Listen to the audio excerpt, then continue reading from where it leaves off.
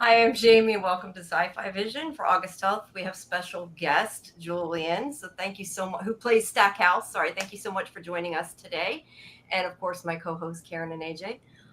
Yeah, so if anybody has a question for Julian, please put it in the chat, and we will ask him. But yeah, thank you so much for joining us. We appreciate it. I'm glad to be here. So why don't you start out by telling us, how did you get the part? How did it happen? The usual way, I guess. I auditioned and I was very pleased to get the part. It's it's sort of whenever an actor like myself gets a role like this, it's always very refreshing. I tend to parachute into a lot of shows and be a primary color, often for an episode or two. But when you're in a substantial part of the narrative for an extended period, it's great. I'm also very familiar with the Stephen King universe. This would actually be my fourth Stephen King show, I think. So it just felt like a really good fit. Had you read the book before you got the part, since you said you already have done a lot of Stephen King? No, I hadn't read it. I've obviously read other Stephen King material, but no, I wasn't familiar with that book. But of course, as soon as I got the part, I went out and read it right away. That makes sense. Go ahead, Karen. So I wanted to ask you a little bit about Stackhouse, and I want to ask you about your wardrobe on the show. The gang, the gang at the Institute, they don't have a lot of variation in their wardrobe, and some people are wearing a literal uniform, but I feel like Stackhouse has this personal uniform of like the man in black suit that he wears every day. And I wanted to ask you about like that wardrobe and putting that on every day, and It was great. It was a great process for me. Putting it on, it's very neat, it's very clean, there's straight lines, right down to the hair too. The hair was very meticulously combed and straightened and cut. And it really imbued a sense of former military precision and authority. So it was a big stepping stone into the character. Cool. One of the things I should add to that was that it was interesting, having read the book, that one of the subtle changes from the teleplay from the book is that Stackhouse is actually much, in the book, he's a bigger, beefier guy that can, handle himself and is probably younger than my character.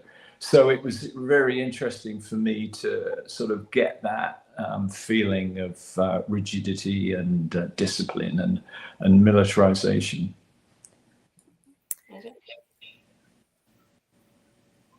AJ's our book expert. Go ahead, AJ. So you've had a very long and successful career playing many different characters. One of my favorites was when you portrayed Death on Supernatural. What is your favorite type of character to play, and what's one of the favorites that you've played?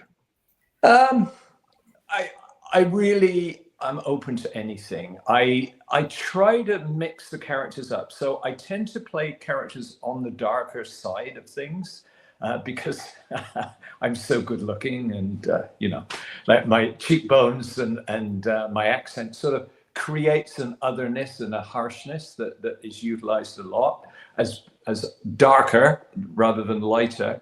However, what I try to do is try to introduce other elements.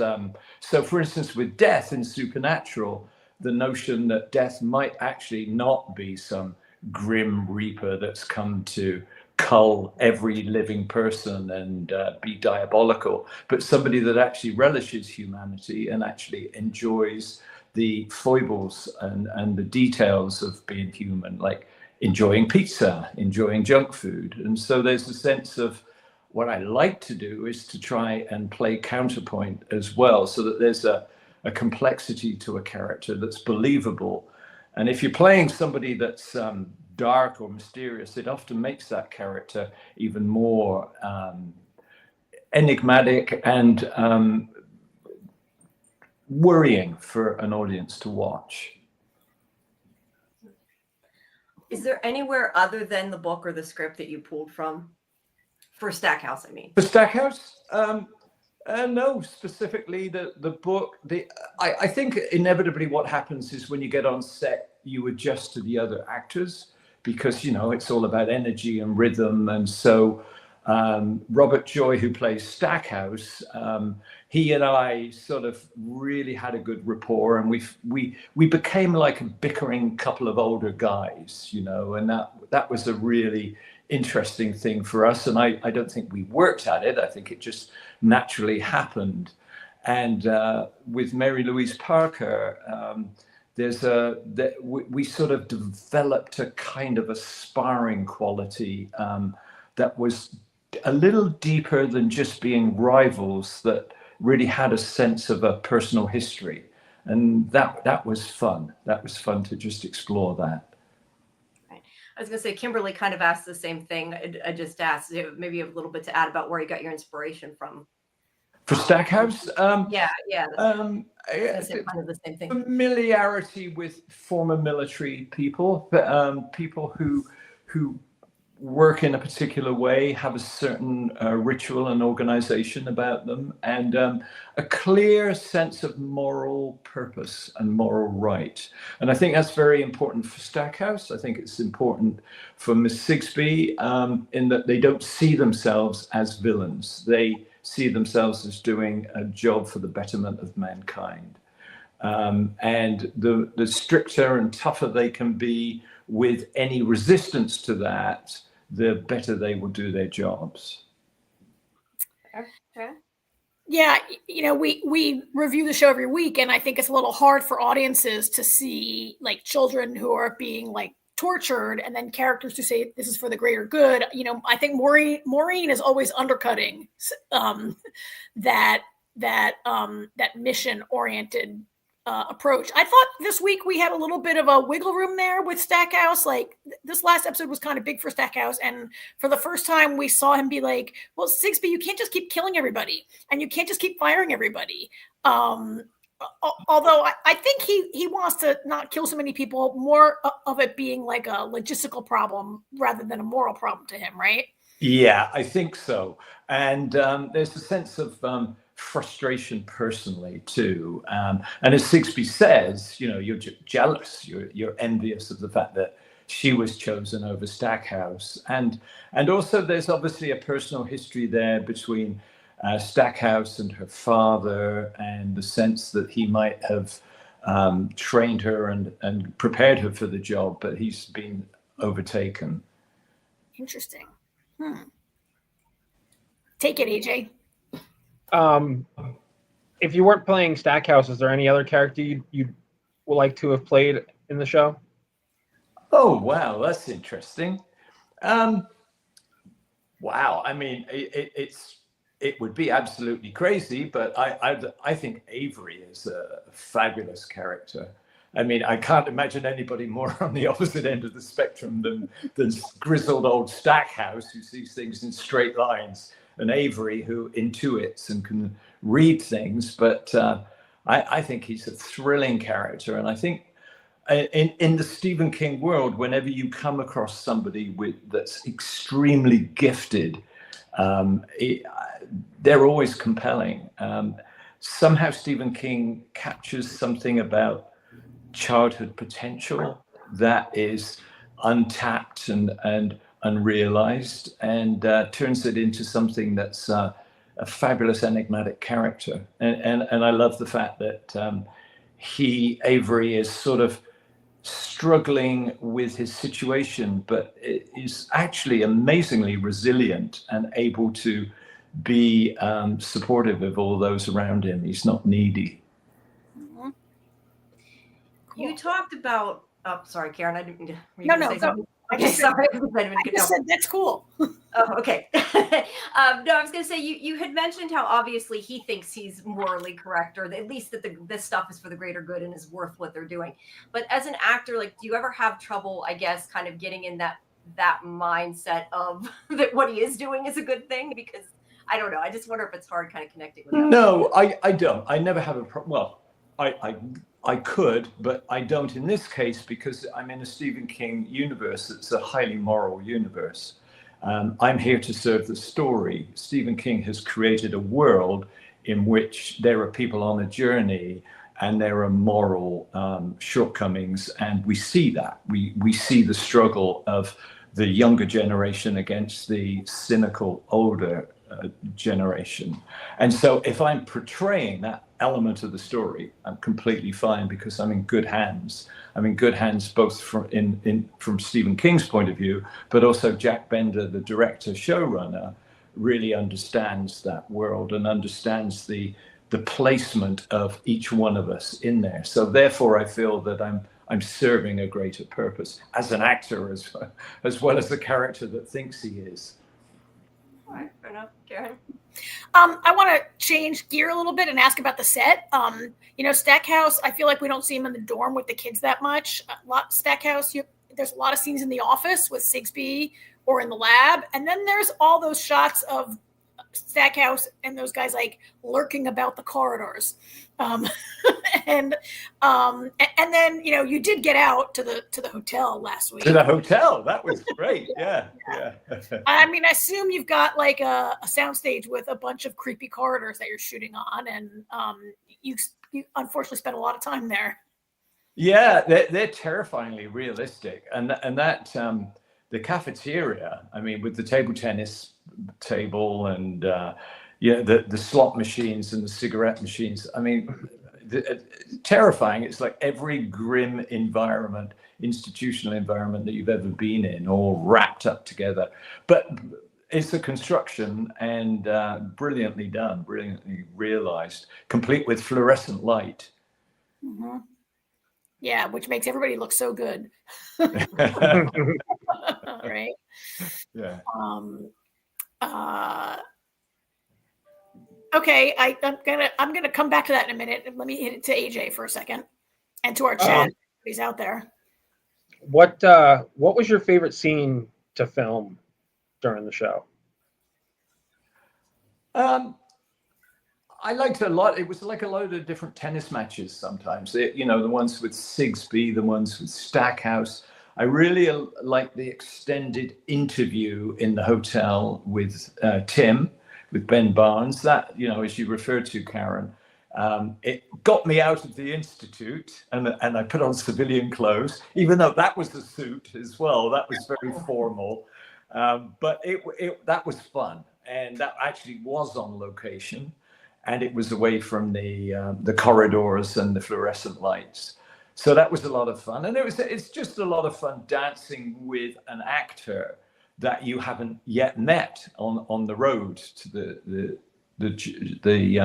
show, So that was fun. And I really felt that was the meeting of two worlds. When Tim and Stackhouse meet in that hotel room, it's like the two plot elements have come together. And the audience goes, okay, it's going to happen soon, because I think there's a big suspense and build-up of when is Tim going to come and help the kids? What's going to happen? So yeah, I guess that was an exciting moment. But as we played those scenes stacked with Hendrix and with Sigsbee, I think we began to enjoy them more and more, and sort of add elements and nuance to each one. So they began to be more and more enjoyable. Mm-hmm. I can't remember, AJ. Was that you or Karen? That was me. Okay, sorry. I think it's because you said something after that. Anyway, I was going to say they talk about how no one has escaped that place in 70 years. And I know we often kind of talk about like sort of surprised that they have. I mean, maybe they have tried and they just haven't actually escaped. I'm not sure. But there's the whole scene with him not being too concerned about the scissors and everything else. And he's just kind of, he's okay. He doesn't want to deal with it, I guess. He doesn't go after them until she forces him to. So my question is, do you think they have like sort of a complacency because nothing's happened for so long, they don't expect it to happen, and that maybe they should be being a little more proactive? Yeah, I think you're right. I think there's a kind of a fatigue that's built in. The back end is neglected, and they assume that the young people that are in the back end aren't going to be capable of getting themselves out of the place. So they let that go. But I think that there's also a kind of a blindness. And I think that's sort of symbolically important, is that these adults, even though they have cameras and monitors and they can see everything, they are actually blind to certain things morally and actually. And the children, I call them children, but generally young adults, are actually much more intuitive and can understand and feel what's happening without actually physically seeing. Yeah, I get a sense of, okay, so you're working in a lab with like people who have powers, right? Who have extrasensory powers, that this should be like such exciting work. And yet it feels sometimes like a dead end job. Like they're like these guys, they're out there working by themselves. They're kind of bored. Nobody ever comes to visit them. It feels like it should be the most exciting job in the world. And they're sort of like, yeah. I don't know if I would call assassinating people a dead end job, but it kind of is.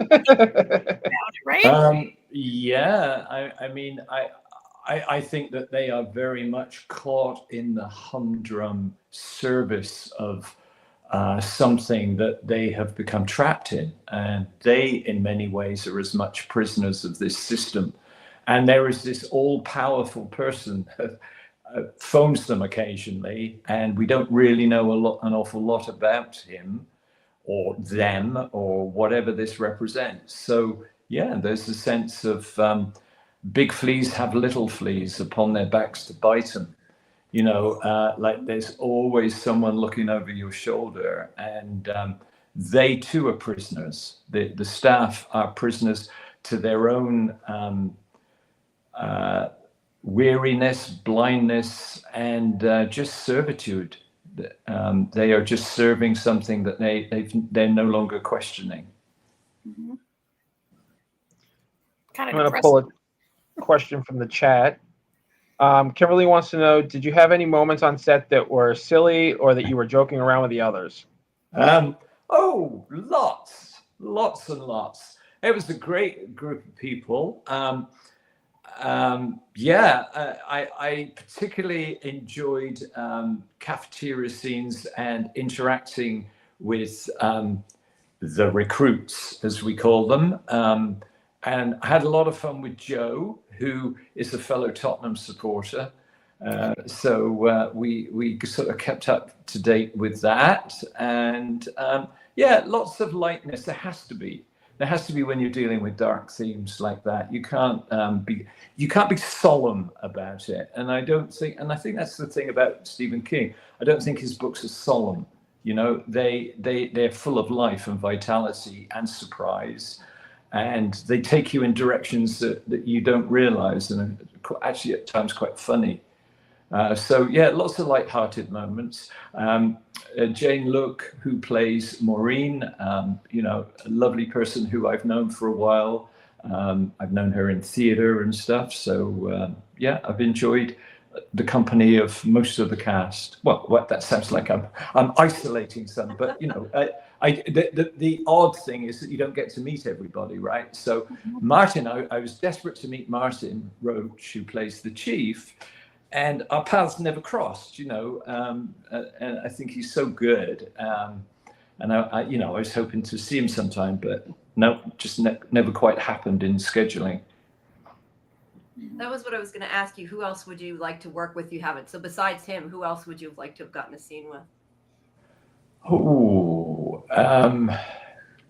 Well, I'm pretty lucky. I get quite the span of everybody, given my role. I sort of seem to be on the periphery of most people's stories, or if I don't actually contact them, they mention me in some way or another. Oh, Stackhouse did this, or Stackhouse, was that Stack? Like I seem to be mentioned an awful lot by everybody. Hannah,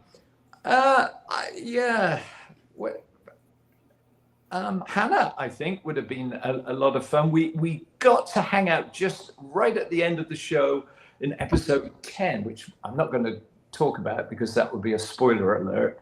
But we were sort of hanging out in the same environment. She was fun, and I would love to have been a part of that world of Denison.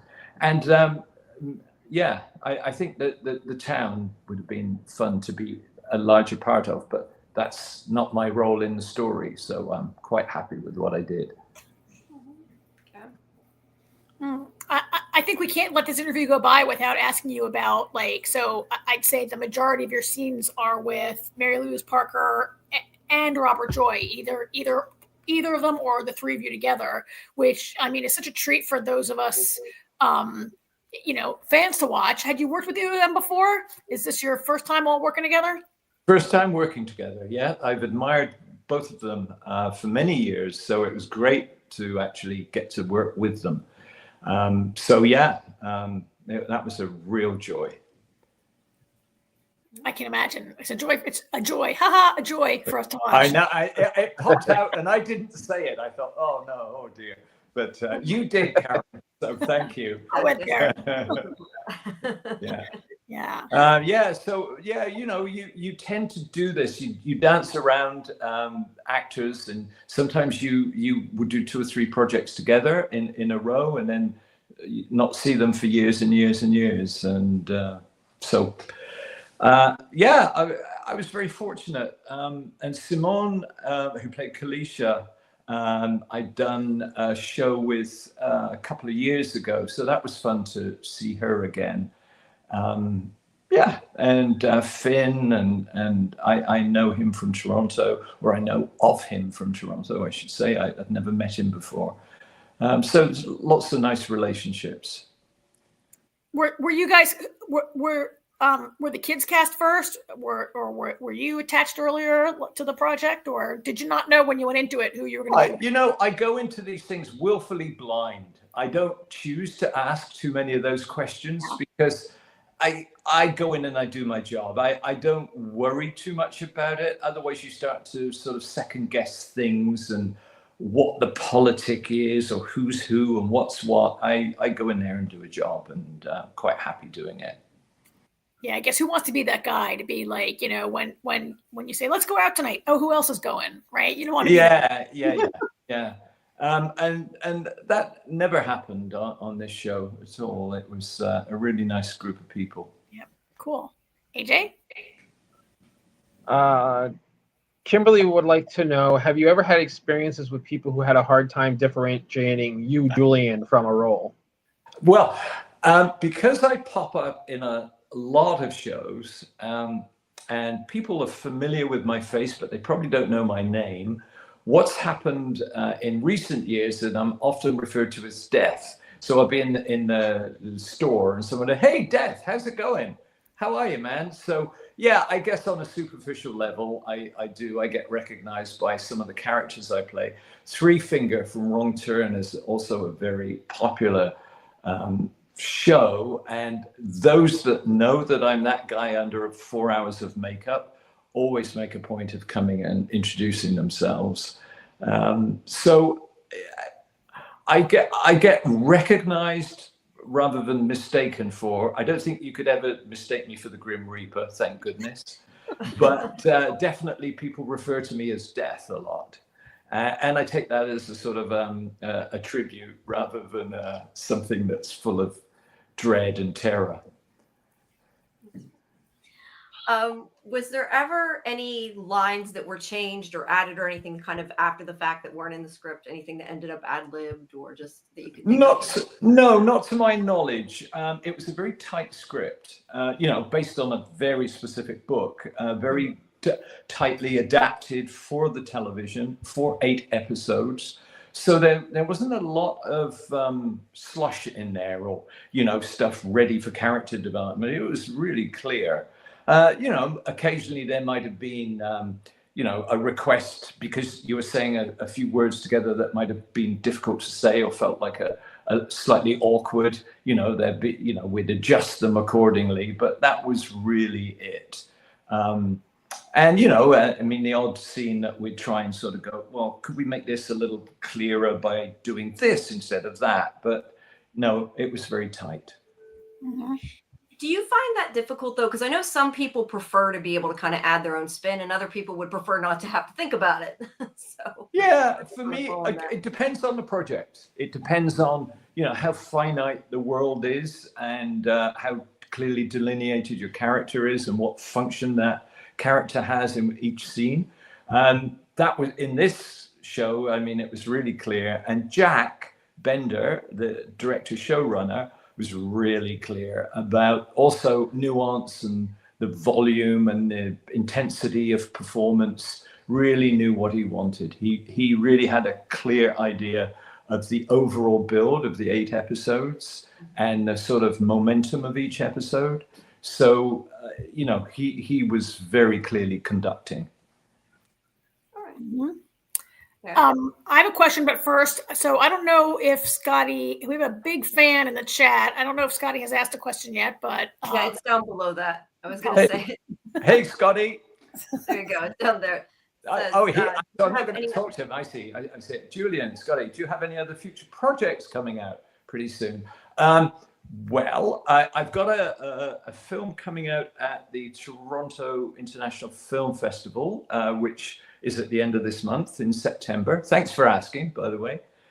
That's called Honey Bunch. It's a mystery, kind of creepy movie that is about a couple that go to an alternative, what would it be described as? A sort of a spa for alternative medicine, for healing. The wife is damaged from an accident, and as she begins to recover and gain her memory, she realizes that her husband might have different motives. So it's very sort of an insidious creep of a movie. It's really, really good. I'm looking forward to that. And once it comes out, then it will get a bit of a sort of momentum in terms of publicity, and hopefully it will get a distribution somewhere.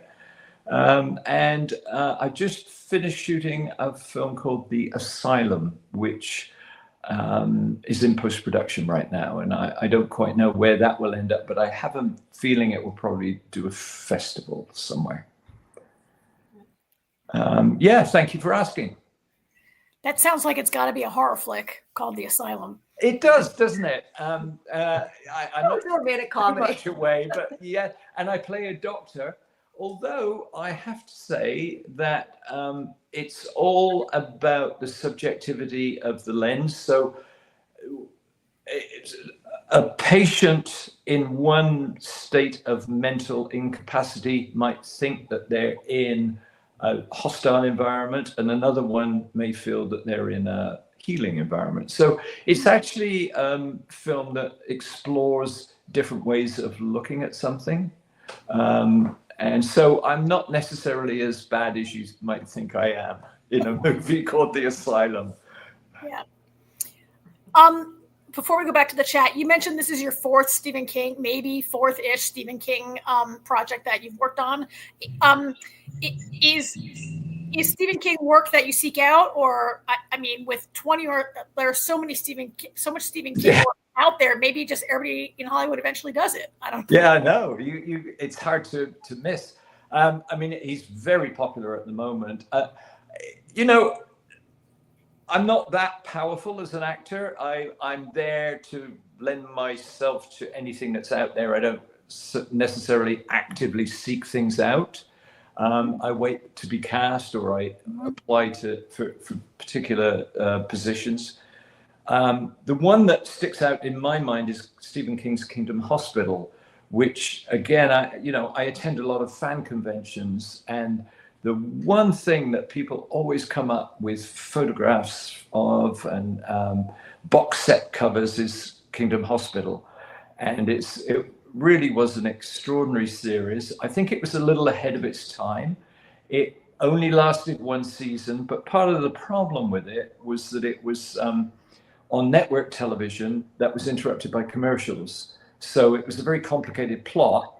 You go 3 minutes into the story and then bang, a commercial, and then you go back again into another thread of the plot, bang, another commercial. So I think it was very hard for audiences to kind of get involved in the momentum of the story. But it's a terrific thing. And once people were able to get the box set on then DVDs, that it became quite the collector's item. And I'm always signing DVDs. So that was a lot of fun. I don't think I've answered your question at all, but that's one of the Stephen King shows that really, I realized what an impact his work has, and even if it's not current, it's sort of saturated the public consciousness.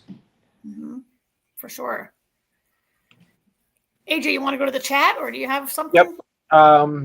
Bill would like to know if you've ever done any work behind the camera, whether it be writing, directing. No, in theater, I grew up in the theater, and I've written and directed for the theater. I don't have a great technical knowledge, and it's always kind of held me back in terms of my confidence to direct a film, or even write for a film. It sort of feels like an editor's medium, and as an actor, I think that there are many steps for me to go through before I would feel confident of doing so. In the theater, it's an actor's medium. I'm kind of familiar with all the different aspects of it. I'm not very technically competent. I've learned the craft of working for a camera, understanding what lens, what you need to do, how you use the camera as your audience, et cetera, et cetera, et cetera. But to be actually the guy that is deciding on a shot and whether it's going to push in and what the angle is and what that tells you. I have so much respect for directors of photography, cinematographers. I would need somebody that was very, very good to sort of baby me through it. Cool. Was it you, AJ? Sorry. I can't Go ahead, remember. Jimmy.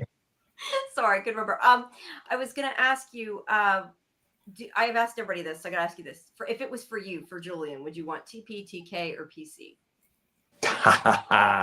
Well, I think actors have to have a little bit of TP. They have to kind of intuit and understand beneath the surface what's going on, read minds a little bit. So I don't have, I'm not telepathic, but I sort of understand that kind of feeling. So TK would be really interesting. Imagine being able to move something or make it almost like control something without touching it would be extraordinary. That always takes me back to, I used to watch as a kid Bewitched. That I don't know if you remember the soap opera Bewitched, where she used to just do this and things would happen, Wow, that's amazing. The vacuum would start moving and do the floors without you touching anything. So I've got this sort of idealized version of Bewitched TK. So it's got nothing to do with reality, obviously.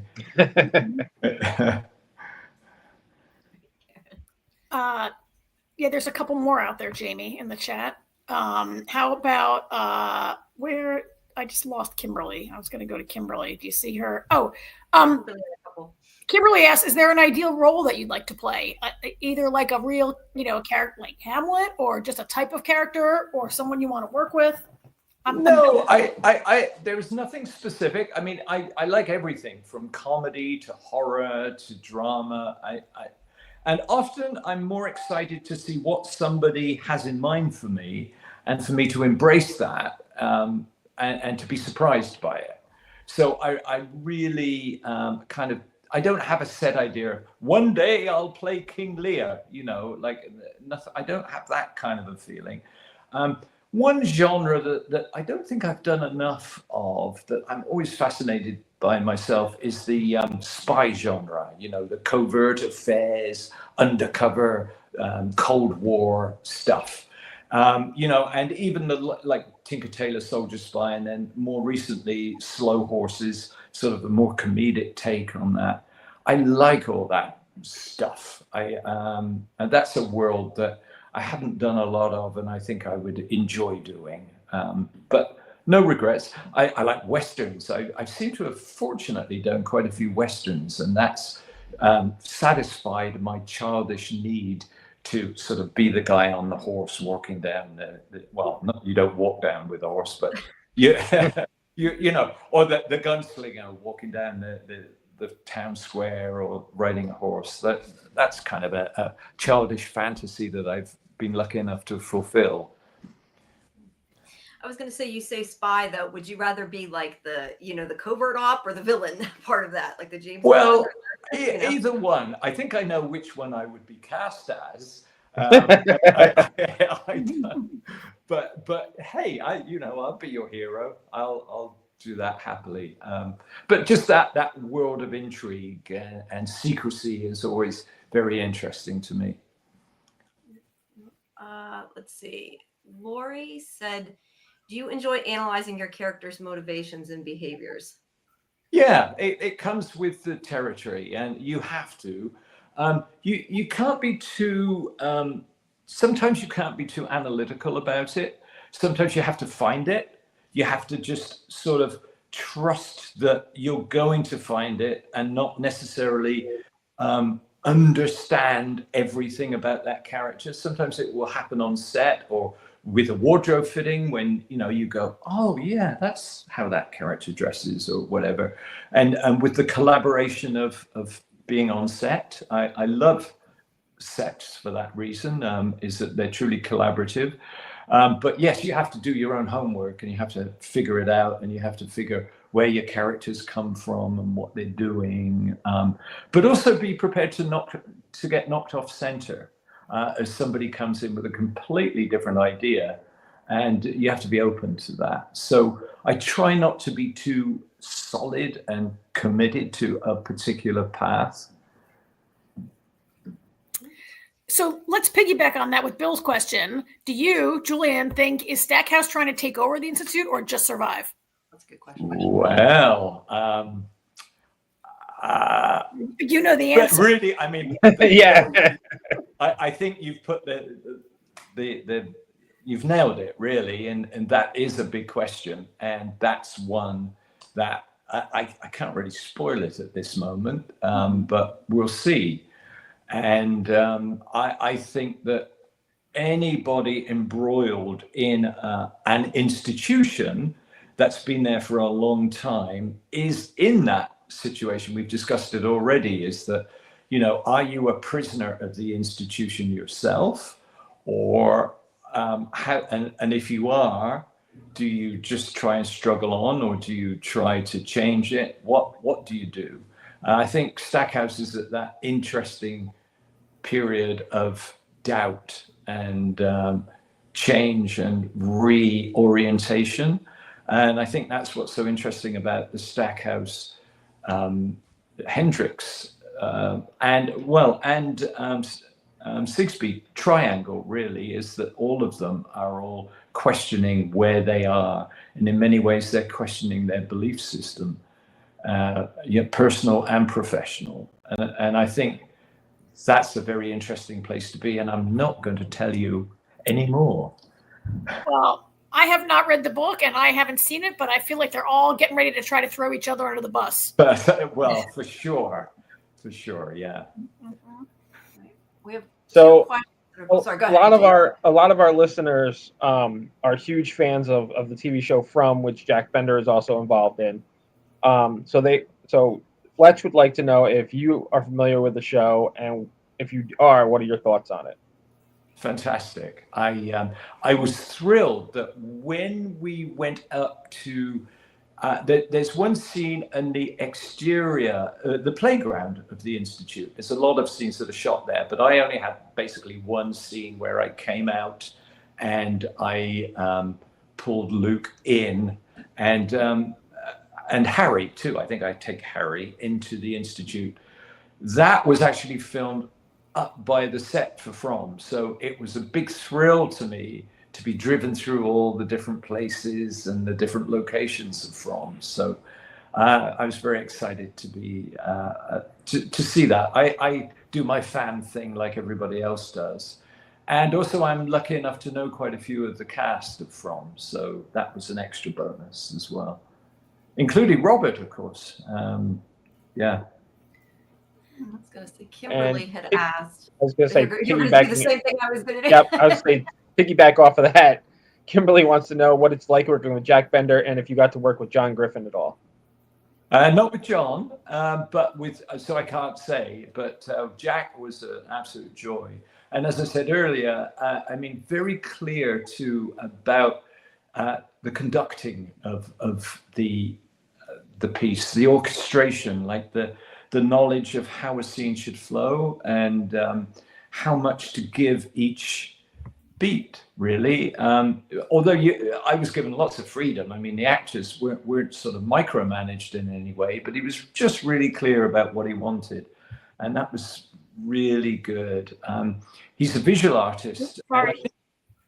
Was that? Oh, I did something with the screen. Excuse me. Sorry. Oh, it's okay.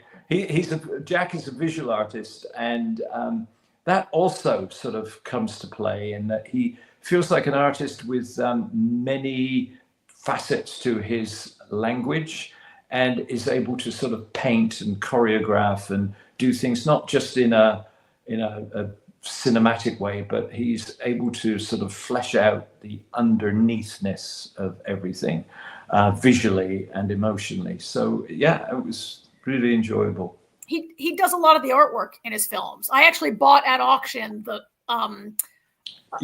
a print of the painting from Lost, that painting from the hatch that Bender did for Lost.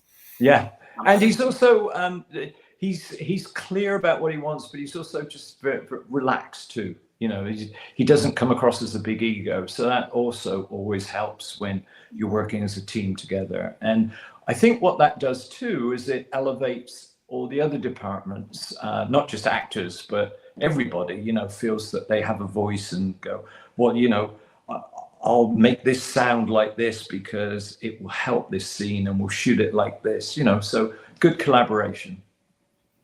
Mm-hmm. Cool. I was gonna say, go ahead, Karen. Now bring it up. Samuel is a big fan of your film, The Cube. Oh yeah. Do you think you can make it out of the cube? And can you tell us something interesting about working on that film? Well, it was a student film. It was an end of the year student film that had to be completed within a very specific budget. So Vincenzo came up with a script. Vincenzo and Graham, the two of them sort of cooked up this idea of a captive environment that could be filmed without any distraction from the elements, and could be really cheap. And they just came up with a really great script.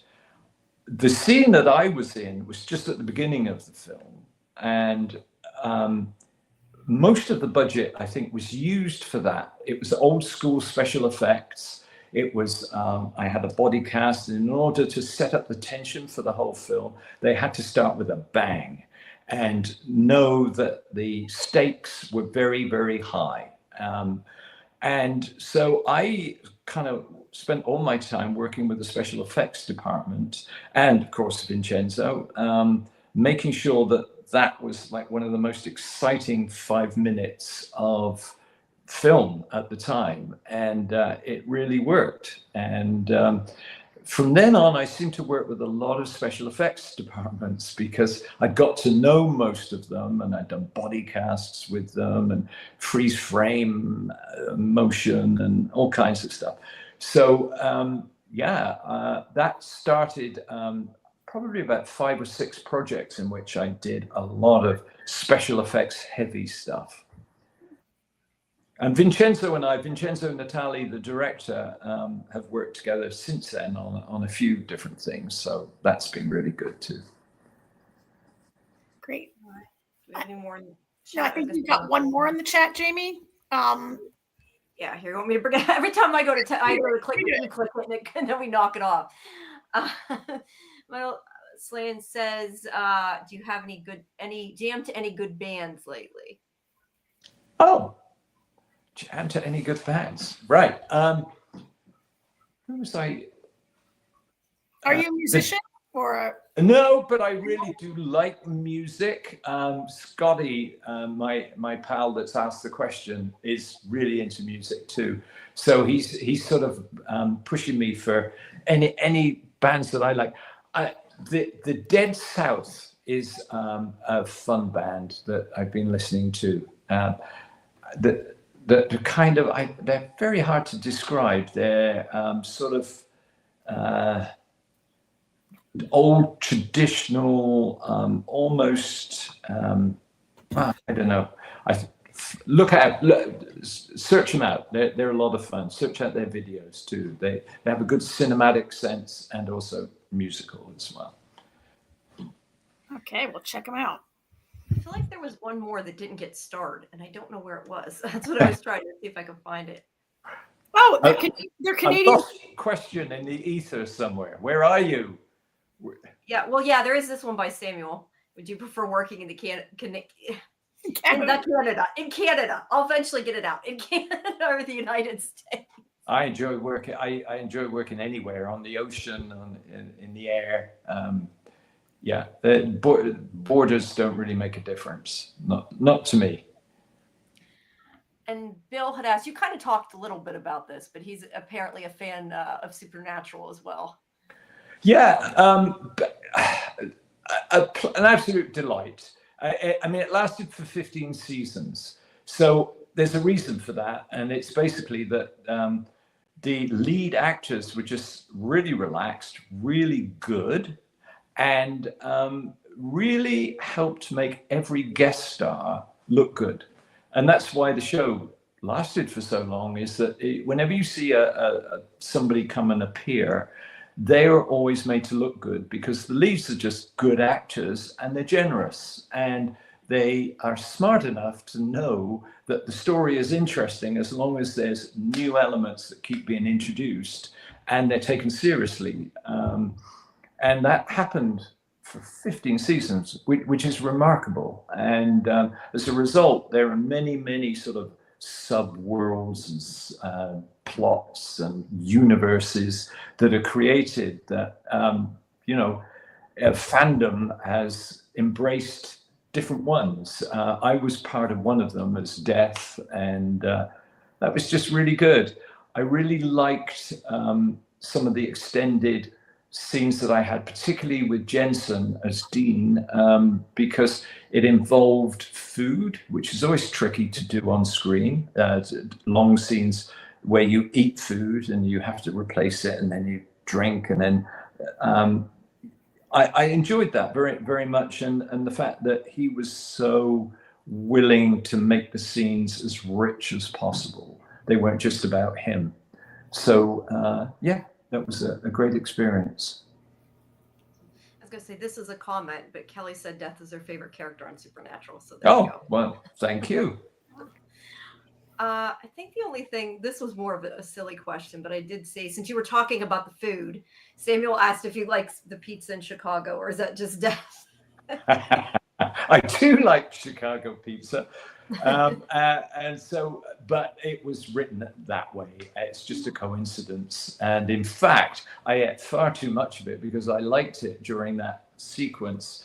And I got to the point on take 38 or whatever it was where I still had to eat it. And I went, oh my God. So I was put off pizza for a short period of time, but I soon got back onto it. Yeah, after a while, probably is not so great. No. All right. Well, I think we got everything, but thank you for your time. Unless you guys have something else you want to ask. I don't want to. Nope, I'm good. No, just thank you. Right. Thank you Thank you with us. We really appreciate it. You're very welcome. Thank you. It's been great, and we enjoyed the show. And yeah, two more episodes. I didn't think about it. Two more episodes to go. Yeah. For everybody to say. Yeah. All right. Thank you so much. Thank you. And yeah, thanks everybody who joined us and for your great questions. And we'll be back at 10 Eastern for Fandom Access. So we'll see you guys later. Thanks so much. Thanks. Bye. Bye. Bye, everyone.